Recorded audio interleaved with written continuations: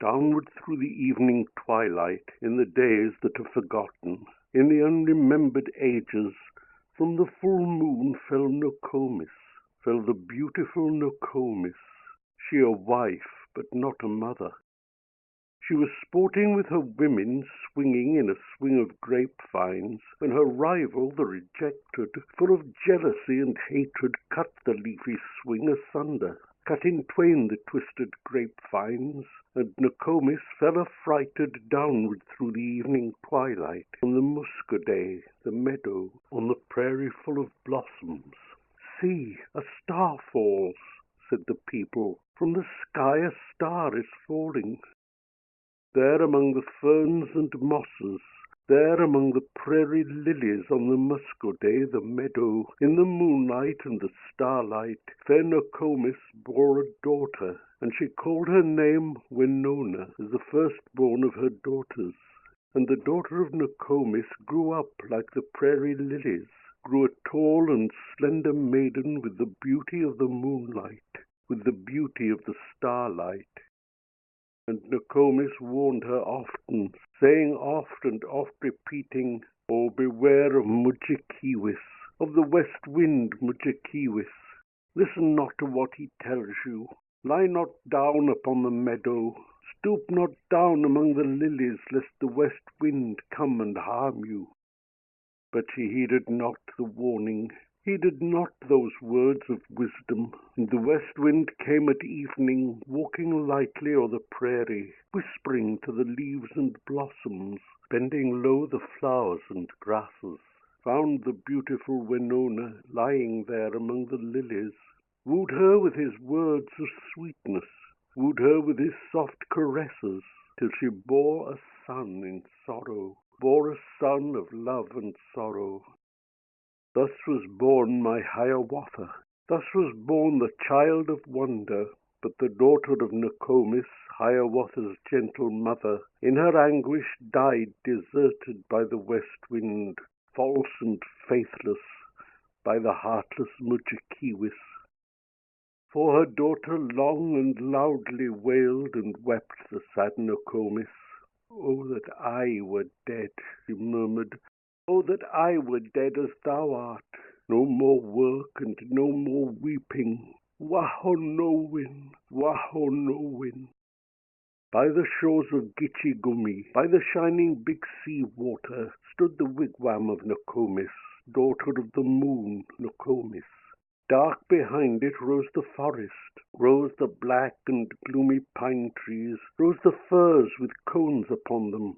Bright before it beat the water, beat the clear and sunny water, beat the shining big sea water.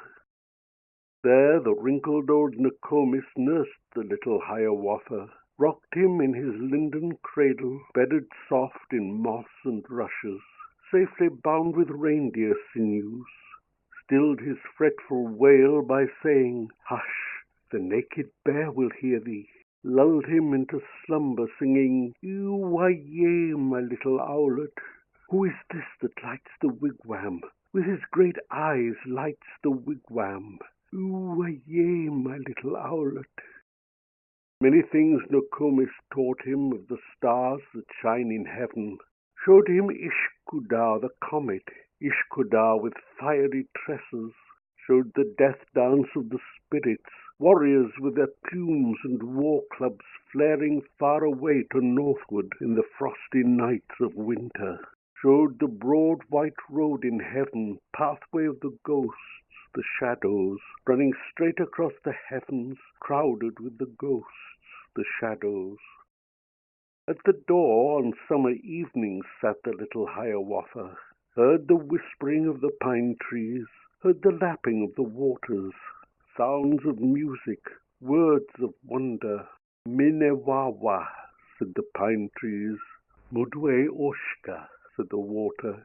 Saw the firefly Wawatesi flitting through the dusk of evening, with the twinkle of its candle lighting up the brakes and bushes.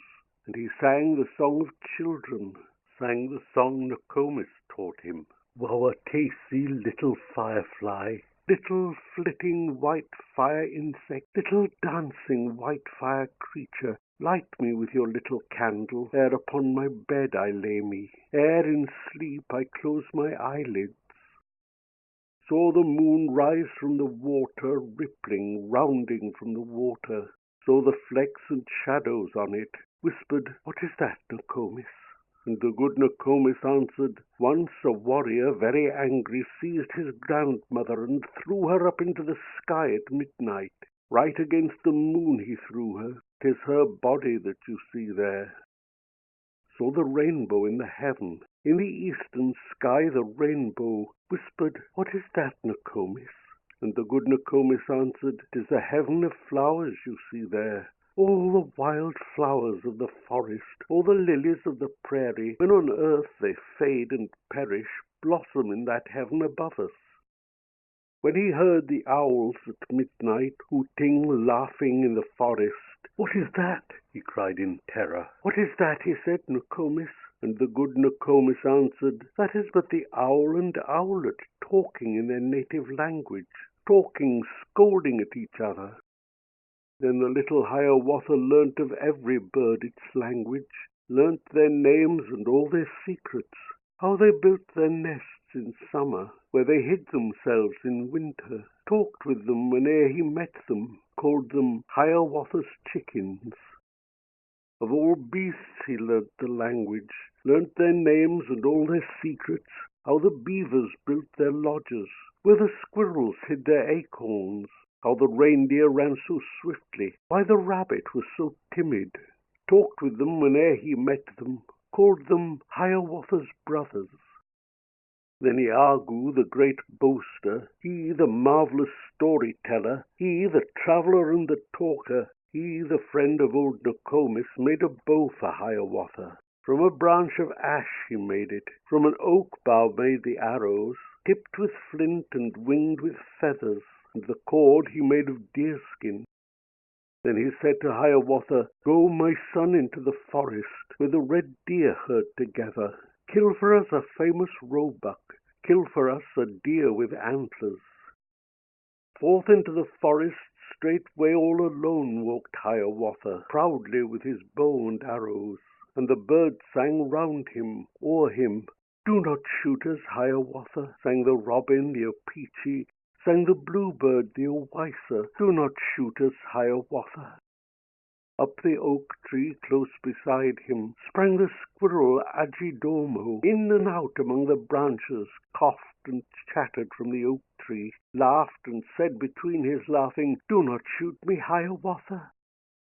And the rabbit from his pathway leapt aside, and at a distance sat erect upon his haunches, half in fear and half in frolic, saying to the little hunter, "Do not shoot me, Hiawatha." But he heeded not, nor heard them, for his thoughts were with the red deer. On their tracks his eyes he fastened, leading downward to the river, to the ford across the river, and as one in slumber walked he. Hidden in the alder bushes, there he waited till the deer came, till he saw two antlers lifted, saw two eyes look from the thicket, saw two nostrils point to windward, and a deer came down the pathway, flecked with leafy light and shadow, that his heart within him fluttered, trembled like the leaves above him, like the birch leaf palpitated as the deer came down the pathway. Then, upon one knee uprising, Hiawatha aimed an arrow.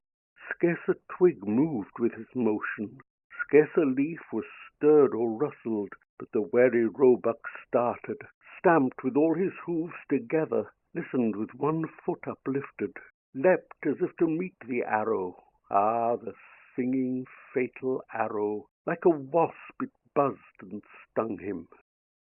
Dead he lay there in the forest, by the ford across the river. Beat his timid heart no longer, but the heart of Hiawatha throbbed and shouted and exulted as he bore the red deer homeward, and Iagoo and Nokomis hailed his coming with applauses. From the red deer's hide Nokomis made a cloak for Hiawatha. From the red deer's flesh Nokomis made a banquet to his honor. All the village came and feasted. All the guests praised Hiawatha, called him Strongheart, Songetaha, called him Loonheart, Mang botesi,